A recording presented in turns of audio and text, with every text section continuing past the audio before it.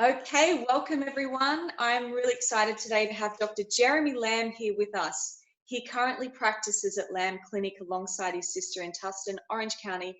Dr. Jeremy earned his medical degree at Loma Linda University in California.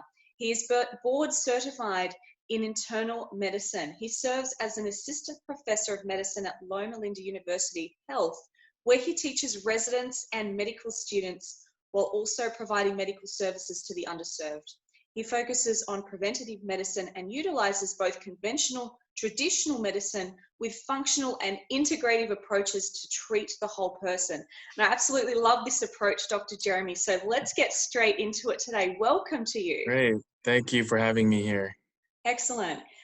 Now, look, we've learned what adrenal fatigue is, the different stages and the reasons people are getting so exhausted these days from Dr. Carey. So I'd love for you to explain a few things on from that today.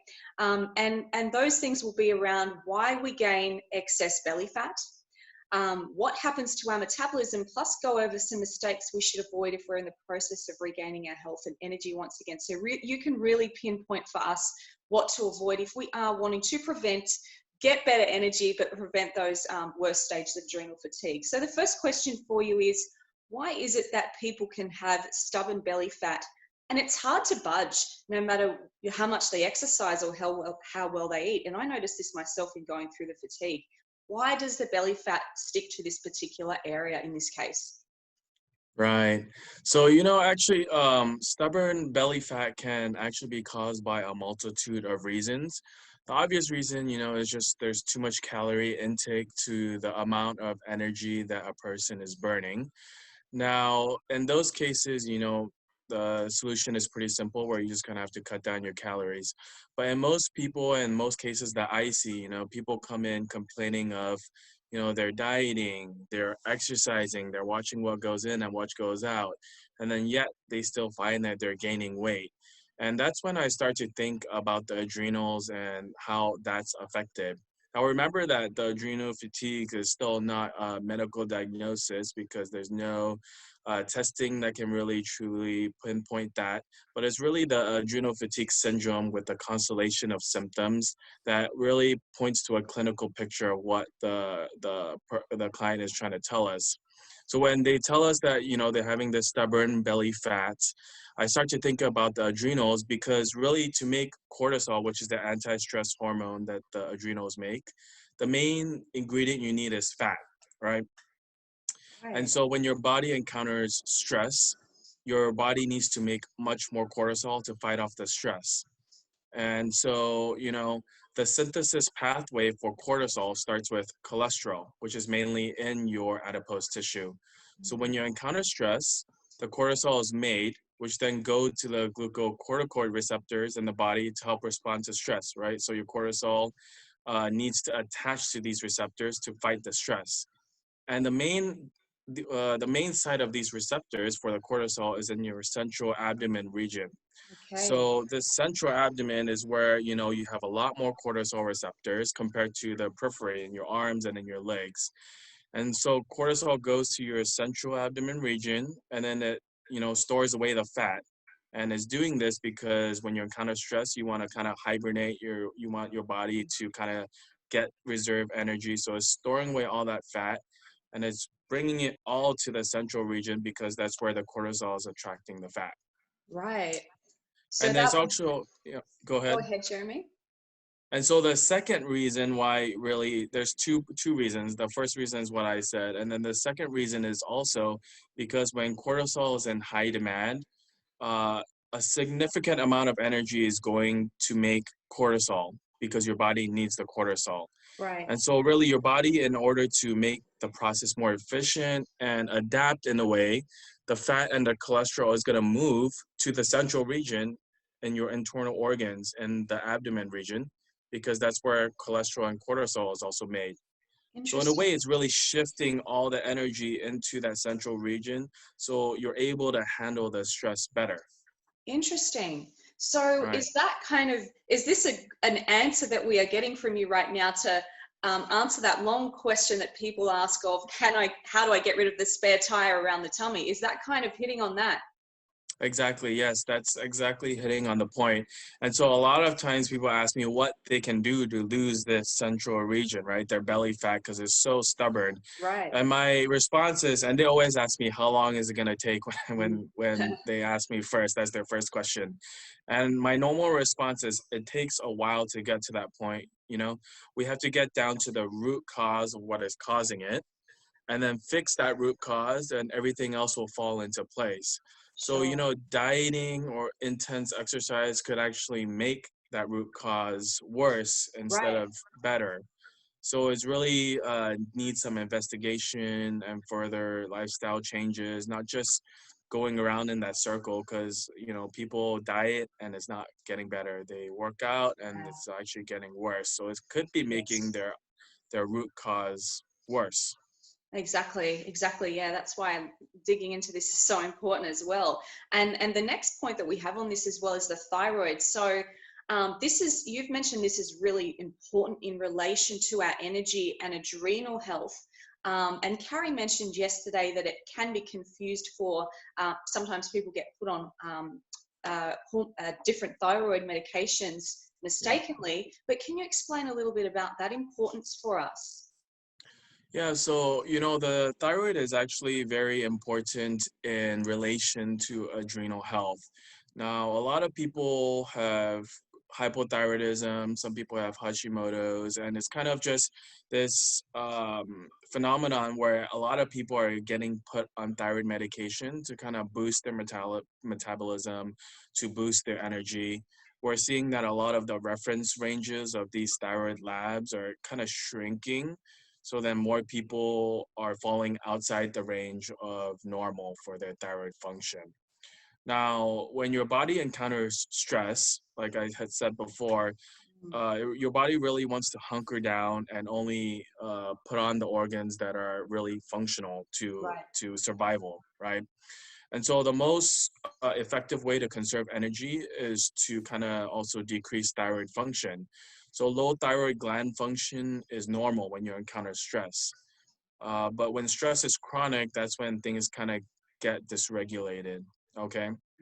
So actually, when you encounter stress, it's not necessarily that your thyroid gland is not functioning properly. It's just doing its job and decreasing its energy output, right? And so you kind of the adrenals are telling the thyroid to, hey, slow down, and so that subclinical state of hypothyroidism occurs.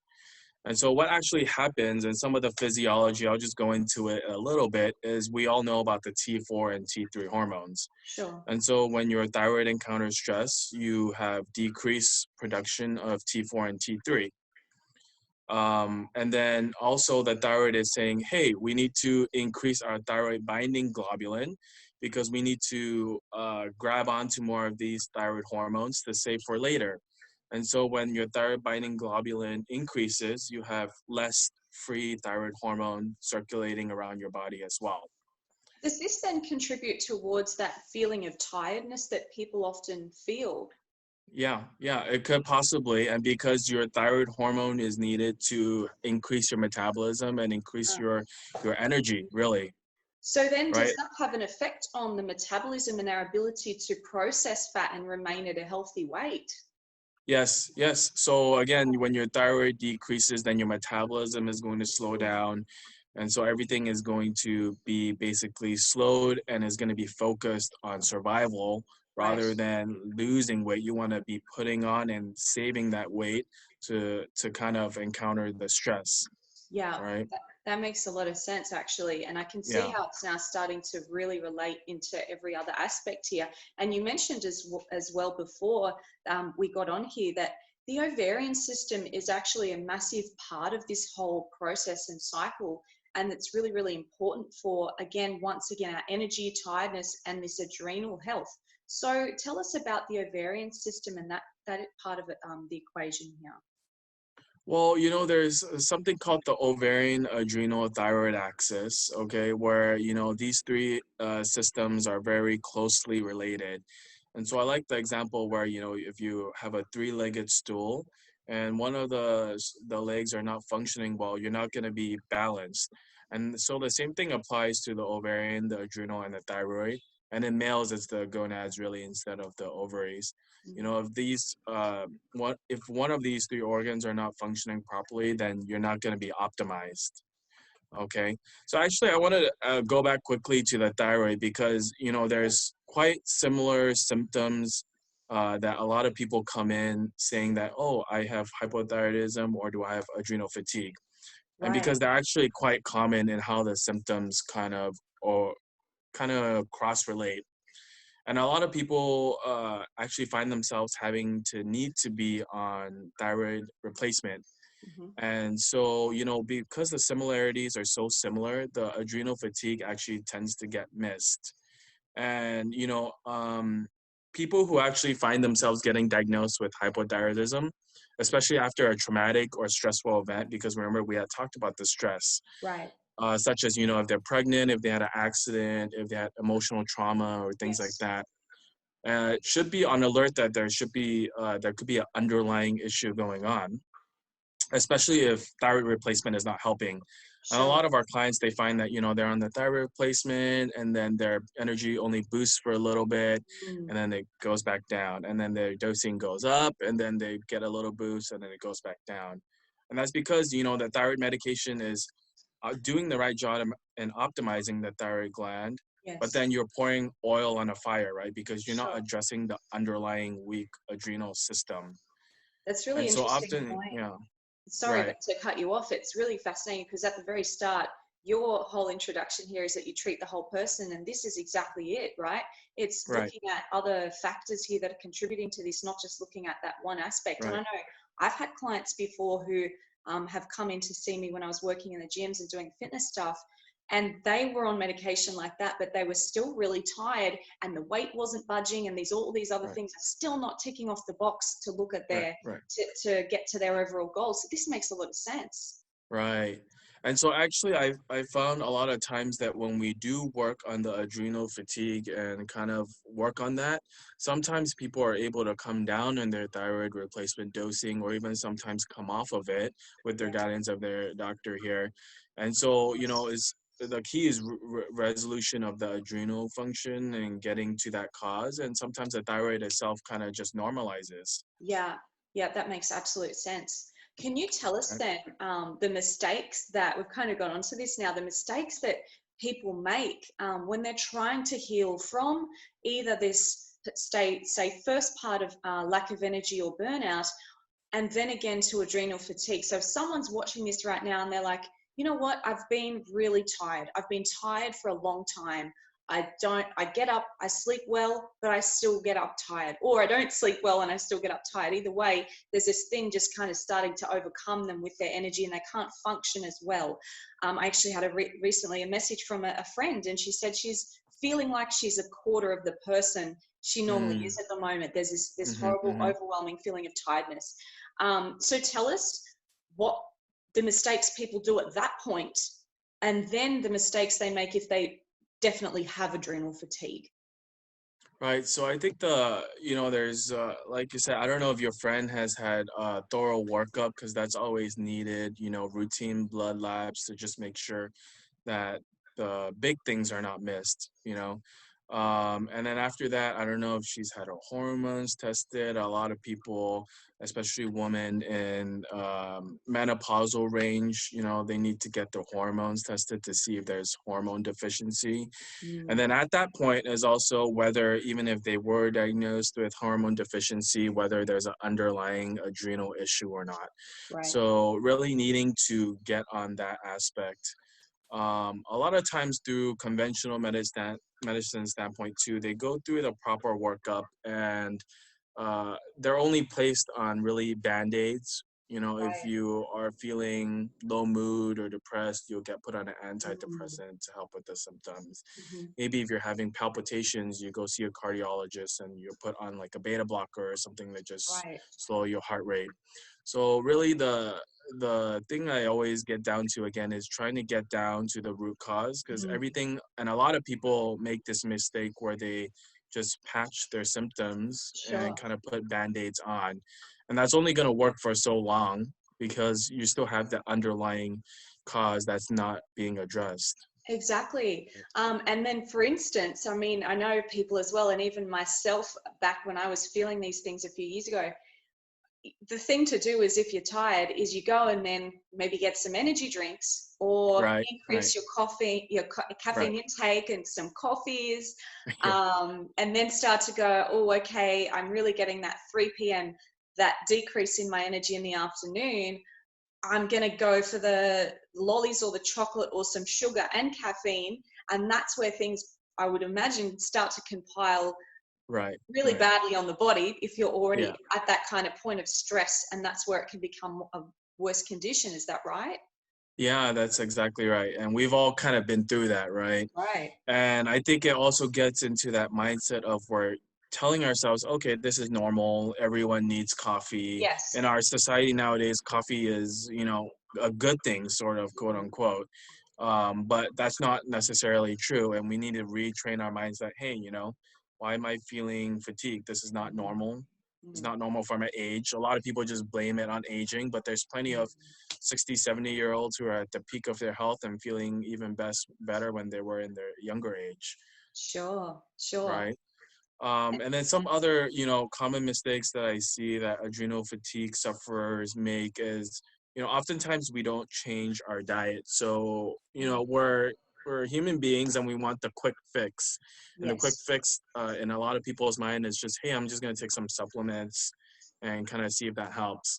But Mm, even if the supplements are not the best quality, I mean, if they are the best quality, no matter if you're not changing what goes into your body, mm, then really, supplements can't counteract the negative effects of a diet. And not only yes. that, it's also changing the lifestyles, Yes.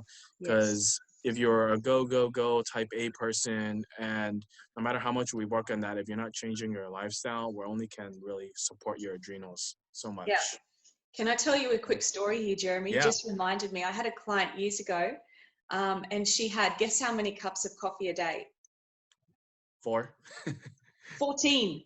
14. That's 1 hour almost. Right, because she was a night shift worker. It Oh, was my. it was fascinating, and this is years ago before I knew anything about adrenal fatigue or even had it myself. This is even back then, and Right.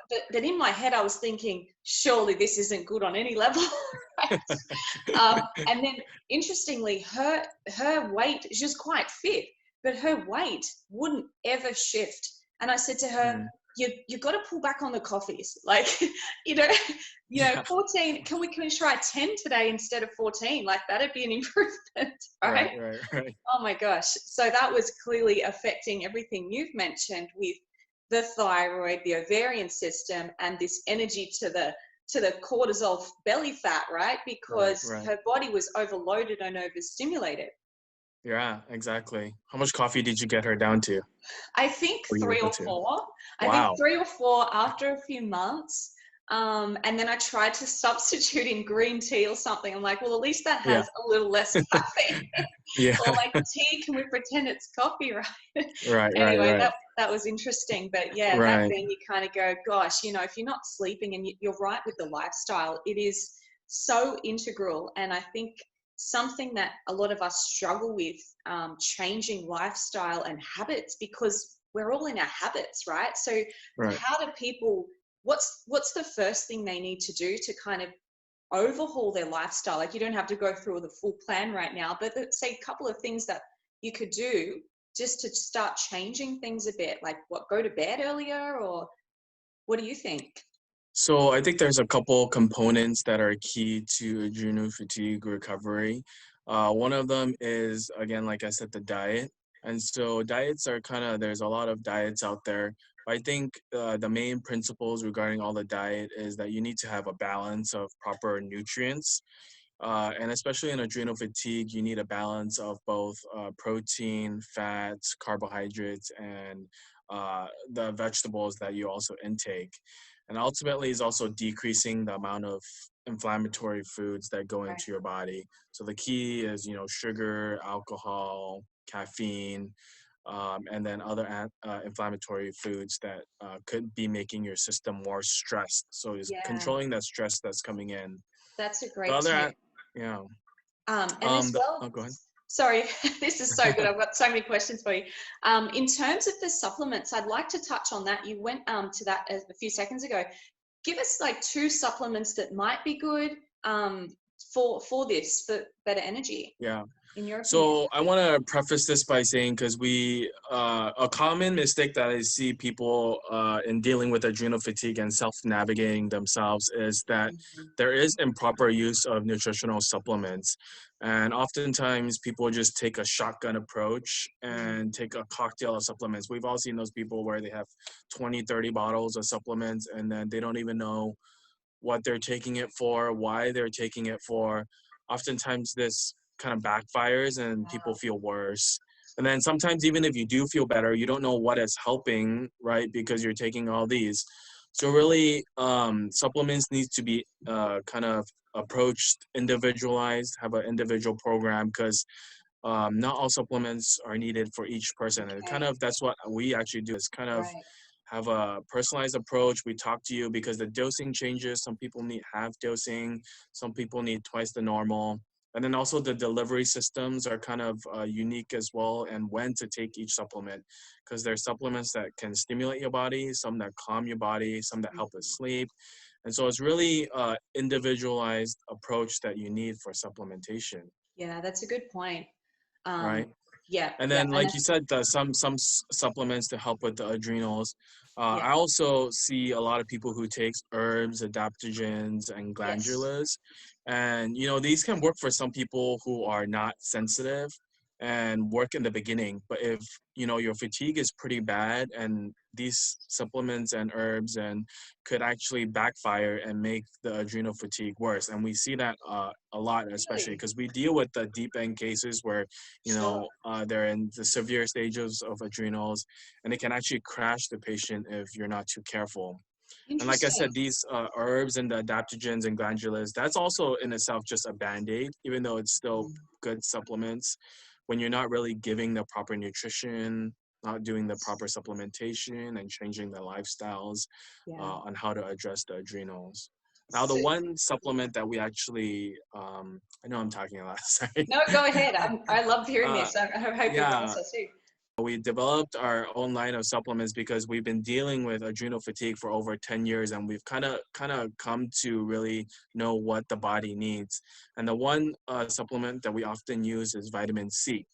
Okay, because vitamin C, the amount of vitamin C in our body, the most is in the adrenals. And so most people with adrenal fatigue are actually vitamin C deficient. Now, there's actually different forms of vitamin C. We all have liquid, we have powder, we have ascorbic acid, ascorbyl palmitate, magnesium, things like that. So we work with different types because they get absorbed at different rates. They get affect different parts of the body. And so some people are going to be feeling better on the ascorbic acid, but then they feel worse on ascorbyl palmitate. And so it kind of takes that individualized approach that I said again. And Wow. something that we've actually found that's really great is, I don't know if you heard of liposomal technology before. No. What's So, that? liposomal technology is where you put the supplement inside this phospholipid fat capsule. And so it gets absorbed into the intestine better, and then also gets absorbed into the cells and brings the nutrients into the cells. So we have our own version of that liponano C where, because vitamin C is water soluble, so it's not going to be absorbed as well. So you need to kind of put it inside this fat capsule so then it gets absorbed better into your system. That is So that's good. fascinating. Yeah. So vitamin C is actually very important in our one of our key to helping the adrenals kind of recover. That's interesting you said that, because the one thing that when I got diagnosed here in Sydney years ago by the doctor who actually picked up on this was he Yeah. put me on vitamin C, a particular type. The first And the how did you first thing feel with the it? first thing he said, I was also then put on different vitamin infusions and so forth, but that's another Yeah. story. Yeah. Yeah, I noticed probably that my immune system got better because I was getting sick really frequently, like just head colds and things all the time. Right. Right.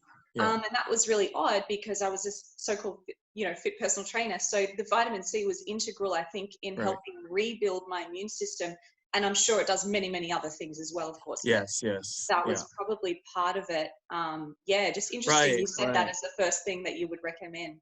Mm. And I think that's the key thing that is also important is and the common mistake is also that people only think, and I know we've talked a lot about the adrenals and the hormones today, Mm. but there's really your whole body to look at. So there's Right. the hormone circuit that we've already addressed a lot today, but like you just mentioned, the immune system needs to be working properly. If the immune system is not, then the rest of your stress response is still not going to be. Your detox pathways, including your liver, your extracellular Mm. matrix, your microbiome with your gut, that affects not only your immune system, but also your neural system, because a majority of the neurotransmitters are made in the gut as well. So I think we do focus on the adrenals, but it's important to keep in mind just the whole body and the Yeah. different organs that are involved to really address that. So Yeah. adrenals are still important, but you know, your cardiovascular system, again, like all the other things I mentioned, are important to kind of get your whole body back on track. Yeah, absolutely. And I love how you keep reiterating that we all need to bring it back to this overall perspective and shift in our lifestyle, the eating, the sleep, the exercise. We're going to talk about that on another session as well. And also even mindset, habits, lifestyle, the correct supplements, the correct coaching and so forth. And I think addressing where you're at different points and understanding if you're here, if you're just a bit tired, try not to go grabbing for the coffees and increasing that, because that'll push you over the line to get worse. Was Exactly. there Yeah. any other mistakes that you see people make that you could perhaps help our listeners with today, or some other tips with this? Yeah, you know, I know you had mentioned a little bit about you're going to be talking about the exercise in a little bit as well. Oftentimes, people in adrenal fatigue, they want to exercise because, you know, exercise is good, Yes. but it has to be at the right time and the right intensity. And so I find it in the beginning, especially in severe cases of adrenal fatigue, that it's kind of just we have to put exercise on the back burner while your body stabilizes. The Yes. more adrenaline that's going on in your body is going to make the stress worse. Yeah. So, you know, people are finding that they're exercising and they're crashing after if they're feeling super fatigued, and that's too much exercise. And that's your body's way of telling you that, hey, you need to cut back, you need to calm down. I'm not liking this, right? Yeah. And so ultimately is really, again, that's what we teach our clients, and they tend to do much better is listening to what your body is telling you, Yes. because our bodies are telling us things that are going on inside, and that's kind of what is lost in medicine today is, you know, we rely on our tests, on our imaging, on things like that, but really the symptoms tell a story, and that's why it's so important to get a good history. Mm. And then really your body is telling you things for a reason. It's not just saying, hey, this is I'm feeling fatigued, but why is your body feeling fatigued? Why are you getting body aches? Why are you getting brain fog? And it's Mm. investigating those whys and listening to the body. That's what is really the key thing. Yeah, that's a fantastic tip. I love that as well. And I noticed even and I don't want to keep talking about myself, but I think it's a good example because I have gone through it all. And in terms of the fitness stuff, like I had to go from teaching 10 to 15 pump boxing circuit Mm, classes a week at a gym to that doctor saying to me, you got to stop all of this. And I was like, what? This is what I do. This is what I know yeah, yeah, for the last 10 years. And yeah, so I had to stop and then be open enough to go, I'm going to learn Pilates, I'm going to learn yoga, I'm going to right, learn meditation, and I'm going to learn some Tai Chi. So that's yeah, kind of like yeah, what I had to do. But that mindset block as well is sometimes it comes into play. I've seen a lot of people come to me then obviously knowing I've gone through that, but then they're like, no, but I have to do the boxing because I've got belly fat. Like, but right, no, but right, if you're so exhausted, this will only cause you more damage. So exactly, I'm so yeah. glad that you guys like look at all of these things as well to really help people. This has been such an insightful interview, Jeremy. I really would love to do another one with you soon. Finally, I would love one more tip to help people stop mental fatigue day to day. What's one thing we can do? Like, do you believe in um, perhaps meditation, or do you believe people should write down their goals for the day to not get overwhelmed? What's a little kind of trick that you would advise people just for healthy maintenance? So, a meditation is definitely a good one that I recommend to people. Taking some meditation to kind of really reset your mind, because throughout the day, different things are really hitting us. Another thing that I find, and actually I do, is, just gratitude journals to kind of make sure that your mind is set right. Because in today's world, there's so much negativity out there that we have to reset our mind and kind of be putting out positive thoughts into our mind and things that we're thankful for. Another thing that's really great that I found and we recommend to a lot of people is adrenal breathing. And I won't go into that, but you can kind of go on our website and learn more about the way that we breathe can actually change our physiologic response and according to how you approach stress and how you deal with stress, along with the parasympathetic and sympathetic nervous system. So the adrenal breathing is really, really important that we recommend for people. Great. Well, that's some awesome tips to finish up. Thank you again for your time. It's been amazing having you. And everyone, I hope that you've loved this interview as well. It's been absolutely phenomenal, so much knowledge. If you want to get in touch with Dr. Jeremy or his team, a phone number on there as well. If you would like to reach out, just dial in your country code if you're from outside the US. And they've also got lots of really helpful tutorials, blogs, and starter kits on their website as well. So head to them, get a free consultation as well if you would like to. And thanks again, Dr. Jeremy.